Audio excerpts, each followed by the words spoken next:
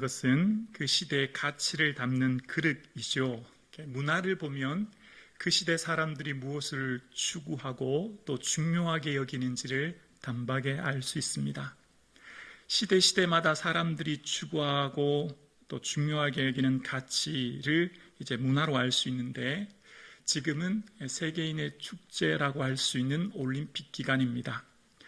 파리 올림픽 개막식에 대한 이야기인데요. 문화와 예술을 선도하는 리딩 국가였기 때문에 많은 국가의 이목과 집중을 받게 되었습니다. 개막식이 일반적인 경기장이 아니라 선수들이 배를 타면서 입장하는 것부터 조금 특이하지 않았습니까? 그런데 파리 올림픽 개막식의 전체적인 흐름을 보면 어떤 소년들이 달려가면서 배를 타고 그 다음에 첫 무대가 시작되는데요. 바로 미국의 가수인 레이디 가가의 무대가 시작됩니다. 올림픽은 일반적으로 그 국가의 대표적인 인물이 첫 무대를 여는데, 반면 이탈리아계 미국인인 레이디 가가가 첫 무대를 시작합니다. 아시는 것처럼 그는 동성애 옹호로자입니다. 2015년 5월 판매한 Born is the Way라고 하는 것, 나는 원래 이렇게 태어났다, 이런 의미인가요? 그 노래의 핵심이 이제 동성애를 지지하고 옹호하는 내용이지요. 그렇게 시작된 첫 무대를 이어서 어떤 남녀 두 명이 도서관에서 만나 눈빛 교환을 합니다. 아마 호감이 있는 듯한 표현을 보여요. 그런데 그 중에 여장을 한 남자가 그 사이에 등장합니다. 그리고 셋이 어디론가는 달려가는데 입에 담을 수 없는 어떤 애정 행각이 표현되고, 사랑이 남녀 구분이 아닌 2명, 3명, 4명 해도 된다는 듯한 이미지를 비춥니다. 그리고 아시는 것처럼 레오나르도 다빈치의 최후의 만찬을 모방한 인물들이 등장하는데, 아시는 것처럼 모두가 다 동성애자이며 트랜스젠더입니다. 그 빨간 카펫을 걸어가는 사람들은 여장을 한 남성들이 워킹을 하지요. 그리고 마지막 엔딩에서 노래는 여러분 모두가 잘 아는 존 레논의 Imagine입니다. 그 가사의 첫 구절이 이렇죠. 천국이 없다고 상상해 보세요. 당신도 한번 생각해 보면 쉬워요. 우리 아래에 지옥도 없고 우리 위에 하늘만 있어요. 모든 사람들이 오늘을 위해 사는 것을 상상해 보아요. 이게 존 레논의 가사의 첫 시작입니다.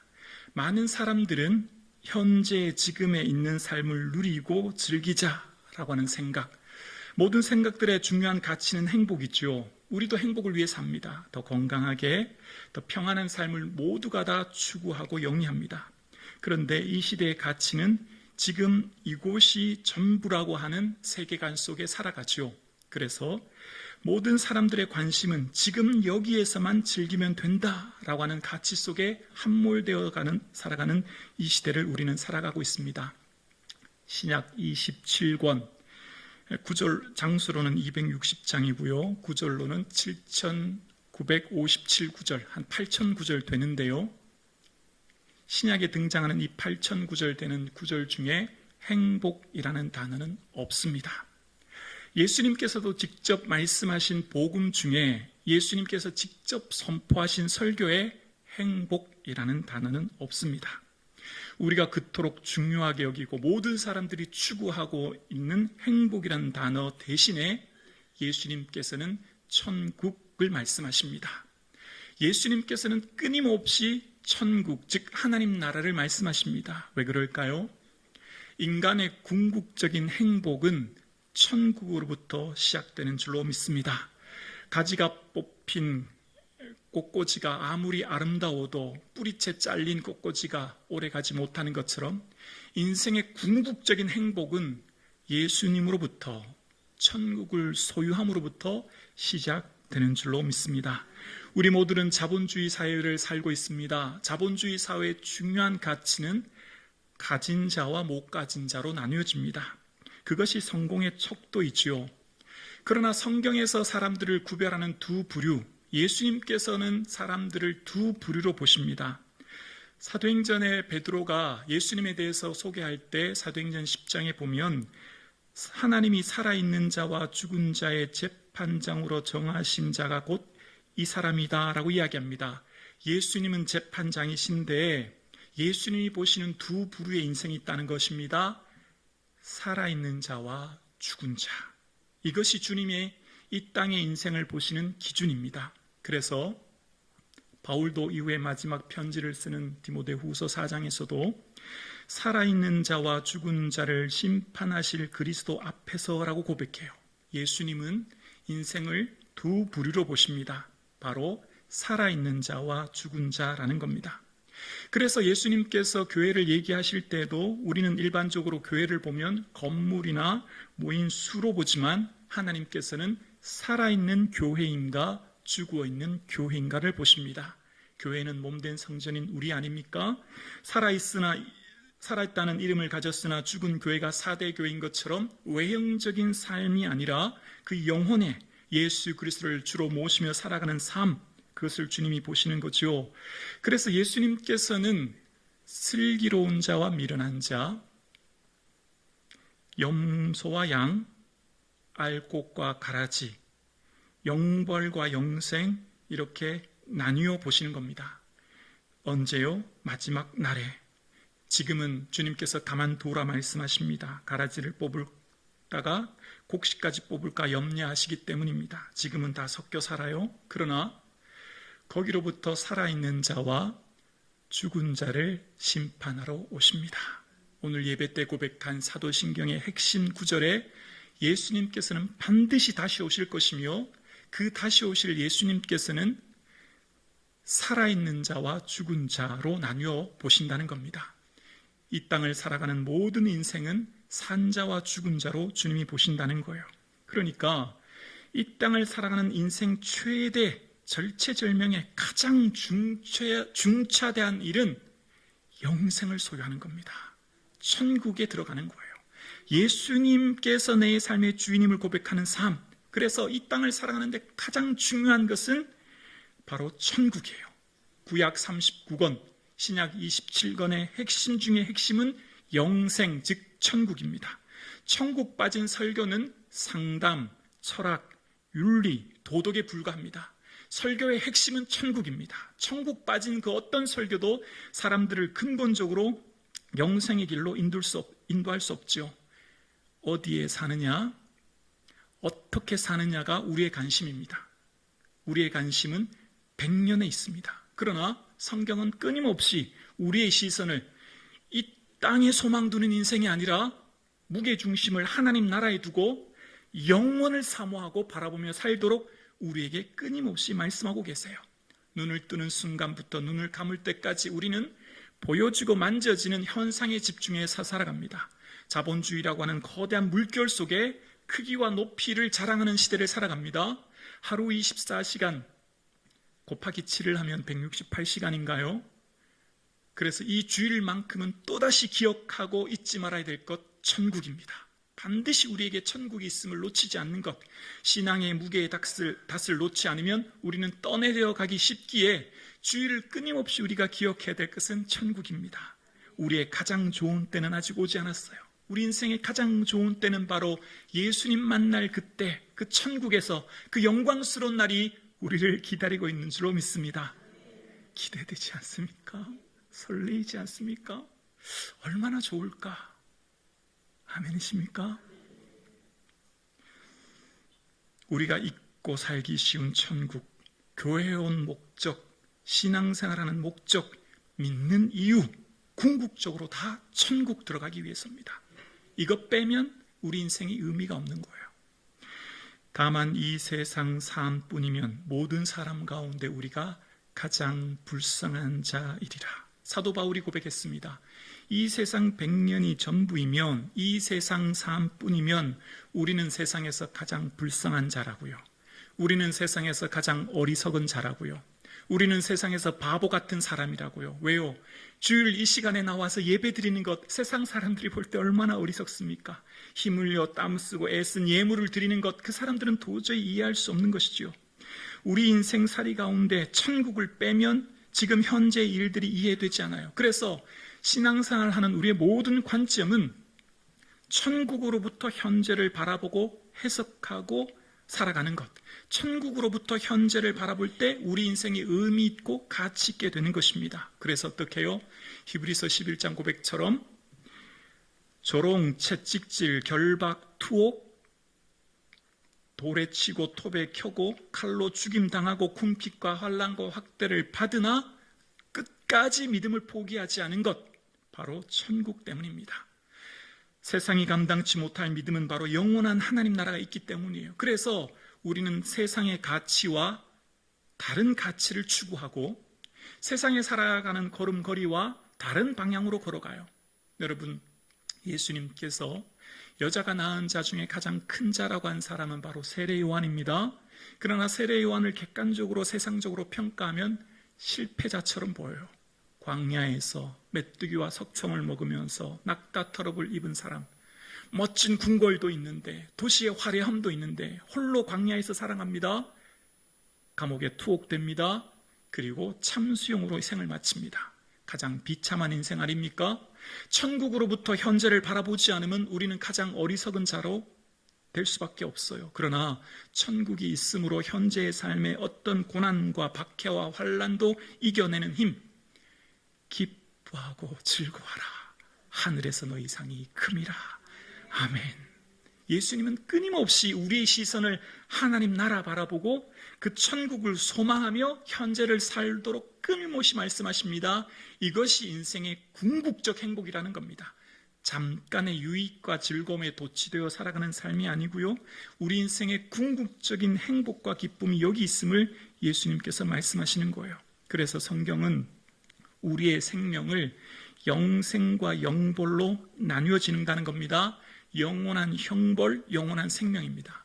엄밀하게 말하면 모든 사람들은 다 영원히 살아요. 죽음 이후에 끝나지 않아요. 영원한 형벌인 지옥 가운데 살든지 영원한 영광인 천국 가운데 살든지 반드시 나뉘어지는 거예요. 그래서 우리가 오늘도 또 점검하고 또 기억하고 또 잊지 않아야 될 것은 천국입니다. 그래서 오늘 본문에 보면 한 사람이 등장합니다. 선한 선생님, 내가 무엇을 해야 하여 영생을 얻을 수 있습니까? 오늘 본문 외에 동행 본문을 보면 이 사람은 젊은 청년이었고 부자였고 관원이었습니다. 사회적인 지위와 명성, 부 모든 것을 가진 사람입니다. 사람들이 볼 때 부러운 사람입니다. 그가 예수님을 찾아왔습니다. 랍비에 대한 최고 존칭어인 선한 선생님, 구원자가 아니에요. 선생님으로 예수님을 고백하면서 내가 어떻게 뭘 해야 구원을 얻을 수 있습니까? 이 질문의 전제 근거는 내가 어떤 선한 행위의 대가로 영생을 얻습니까? 내가 어떤 선한 행동을 지불해야 선을 얻을 수 있습니까? 라는 전제 조건이 있지요. 그러면 그 끝은 자랑거리가 되는 거예요. 내 의의가 되는 겁니다. 내가 이만큼 했으니까 내가 이렇게 얻는다. 거기에는 예수님이 끼어들 사이가 없습니다. 그래서 예수님 말씀합니다. 이런 것을 지켜라. 10계명의 6번째부터 10계명을 이야기합니다. 살인하지 말라부터 쭉 이야기합니다. 그랬더니 뭐라고 하죠? 예, 저는 어려서부터 다 지켰습니다. 당시 정통 유대인들은 6살만 되면 토라를 외우고 암송하고 지키게 했기 때문에 아마 사람을 죽인 일도 도둑질을 한 일도 없었을 거예요. 행동으로 볼 때 흠없는 삶이었을 것입니다. 그러나 율법을 다 지킬 수 없는 이유는 주님께서는 겉 행동만 보시는 게 아니라 그 중심, 동기, 내면을 보십니다. 그래서 아시는 것처럼 예수님 산상수훈 설교하실 때 옛사람에게 말한 바 살인하지 말라 하였지만 형제에 대해서 노하면 심판받는다는 거예요. 간음하지 말라는 말을 들었지만 여자를 보고 음욕을 품으면 이미 간음했다는 겁니다. 그러니까 율법의 잣대와 기준, 그 동기, 그 근거로 보면 하나님 앞에서 의로울 수 있는 사람은 단 한 사람도 있을 수 없는 겁니다. 율법의 근본 정신은 사랑이고 6절부터 계명부터 마지막은 이웃 사랑에 대한 것이기 때문에 예수님께서 말씀하시기를 이웃을 어떻게 해요? 내 몸과 같이 사랑하라 하셨거든요. 그래서 내 이웃을 나처럼 사랑하려면 내 모든 것을 나눌 수밖에 없고 그러면 당연히 나누는 삶을 살아야 됩니다. 그래서 이 청년이 뭘 진짜 의지하고 살았느냐? 이 청년이 붙들고 있는 것, 이 청년이 의지하는 것을 드러내기 시작합니다. 그것을 펼쳐 보여주기 시작하는데요. 예수님께서 내게 아직도 한 가지 부족한 것이 있는데 가서 내게 있는 것을 다 팔아 가난한 사람에게 주라. 그러면 하늘에서 보화가 있을 것이고 그 뒤에 나를 따르라는 말씀입니다. 생각해 보십시오. 가난한 내게 있는 모든 소유를 다 팔아서 준다는 것, 바로 예수님께서 이 청년이 뭘 의지하고 믿고 있었는지, 이 청년이 섬기고 있는 신이 재물이었다는 것을 보이시는 사건입니다. 소유를 팔아서 가난한 자에게 주라라고 하는 것은 영생의 조건으로 말씀하신 게 아니고요. 영생을 얻으려면 소유를 다 나눠줘야 된다고 하는 그런 조건적인 것, 대가를 지불해야 쟁취하고 얻는 의미를 넘어서 인생을 진정 믿고 의지하는 것, 재물이 아니라 예수 그리스도가 되어야 하며 예수 그리스도의 관계로부터 주어지는 하나님의 선물이 영생이라는 거예요. 영생은 오직 예수 그리스도로부터 우리에게 주어지는 겁니다. 인생의 어떤 노력과 공로와 수고, 내 힘으로 쟁취하고 얻을 수 있는 게 아니고요. 예수님과의 올바른 깊은 사귐과 관계로부터 주시는 하나님의 생명이 영생인 거죠. 그래서 영생은 대가 지불이나 비법이 아니라 예수님을 따르는 삶, 예수님과 인격적인 교제의 삶, 예수님을 전적으로 믿고 의지하는 삶으로부터 주시는 은혜 중에 은혜예요. 그래서 예수님께서는 나를 따르라 말씀하신 거죠. 청년이 믿고 의지했던 것 재물이었고요. 청년의 자랑거리가 율법을 행한 의였고요. 공로였습니다. 그러나 주님께서 그걸 보여주시는 거죠. 인생의 주인이 예수 그리스도가 되고 예수 그리스도로 말미암아 주시는 은혜가 영생임을 기억하라고 말씀하셨고, 그래서 이 청년의 걸림돌은 재물이 되었습니다. 예수님께 더 가까이 나아가지 못하는 걸림돌이 재물이 되었습니다. 재물이 많았기 때문에 슬픈 기색을 띠고 근심하며 갑니다. 외형적으로 볼 때, 세상적인 객관적인 기준으로 볼 때 이 청년이요, 부러울 것 없는 인생입니다.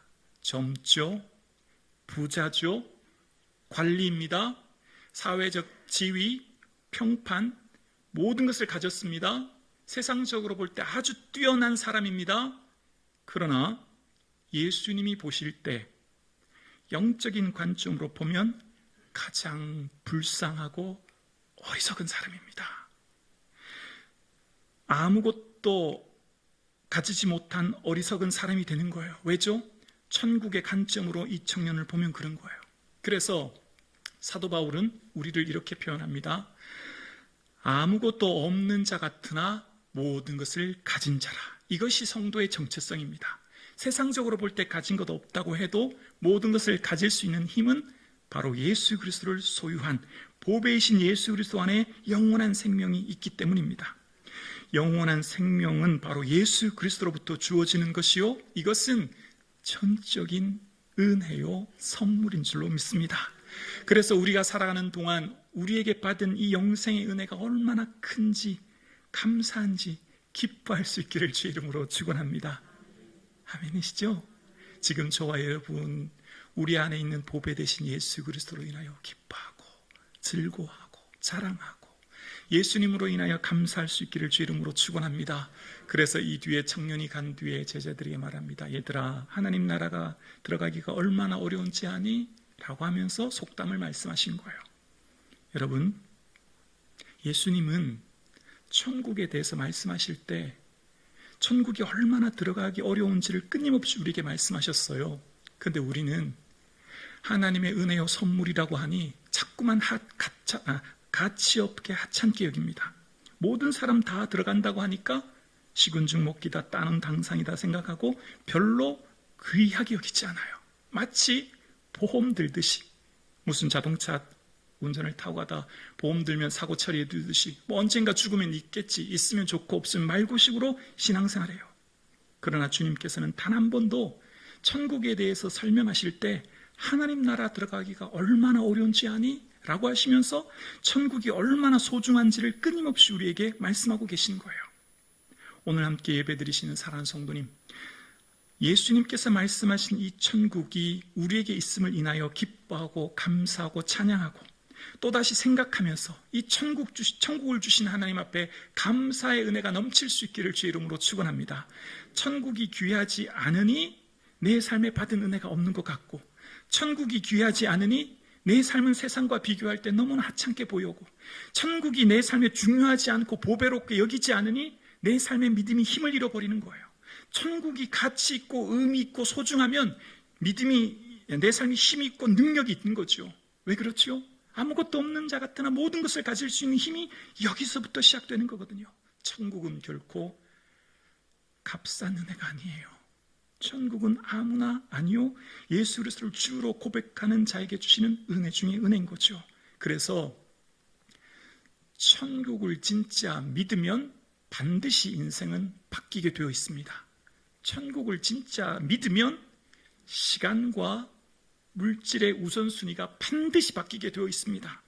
임신한 여인은 반드시 출산일을 기억하면서 출산용품을 준비하듯이 믿으면 삶이 바뀌게 되어 있어요. 반드시 믿는 사람은 그 삶의 내용이 바뀌게 되어 있는 거예요. 그래서 우리의 삶 가운데 지금 내 삶을 들여다보면 내가 정말 천국을 믿는지 아니면 보험 들듯이 종교생활 하듯이 생활하고 있는지가 내 자신을 스스로가 너무 잘 알 것입니다. 죄송해요. 주일날 오시면 좀 말씀 듣고 편안하게 휴식을 얻고 위로를 얻으셔야 되는데 자꾸 이렇게 좀 부담 들어 말씀을 드려서 성도님들께 참 죄송해요. 그런데 너무너무 중요하기 때문에 또다시 말씀드리는 겁니다. 제자들은 말합니다. 그런 중 누가 구원을 얻을 수 있습니까? 그렇게 어려운 천국 누가 들어갈 수 있습니까? 아니, 전 재산 다 줘야 된다고 하는데. 그래서 주님 말씀하시죠. 사람은 할 수 없으되 하나님은 다 하실 수 있다. 하나님이 은혜 내려주시면 우리의 삶에 정말 가치 있는 분은 예수 그리스도임을 알게 되고 이 은혜가 얼마나 큰지 깨닫게 되어지고 주의 주신 은혜를 누리게 된다는 거죠. 예수님을 찾아온 사람은 두 부류로 나눠집니다. 예수님을 찾아온 부류는 첫 번째, 가난, 질병, 귀신 들림과 같은 인생의 문제를 해결하기 위해 예수님께 찾아옵니다. 그래서 이 사람들은 자신의 무능을 경험했기 때문에 철저하게 자신을 낮추고 예수님을 필요로 합니다. 예수님이 반드시 있어야 됩니다. 그래서 그 결핍이라고 하는 것이 기적의 재료가 되어 예수님을 만나게 되고 내 믿음대로 될지어다 내 믿음이 너를 구원하였다 말씀하시는 구원의 은혜를 누리게 된 거예요. 핵심은 예수님이 인생의 주인이시며 예수님이 모든 삶의 문제를 해결해 주시며 예수님만이 우리 인생의 참된 주인임을 경험하게 된 거예요. 그런데 두 번째 부류의 사람이 있습니다. 모든 것을 소유하고 누리고 살아가는 오늘 본문에 등장하는 한 청년처럼 부자고 부유하여 모든 것을 가진 사람의 인생의 중심에는 예수님이 없어도 아무 문제 없습니다. 예수님이 없다고 내가 살아가는데 당장 문제 일어나지 않거든요. 예수님을 찾는 이유는 내 생명, 평안한 생명을 좀 더 연장하고 싶어서 예수님을 도구화해서 예수님을 통해서 뭔가 더 얻고 싶어서 찾았지 예수님 없어도 사는데 아무 문제 없어요.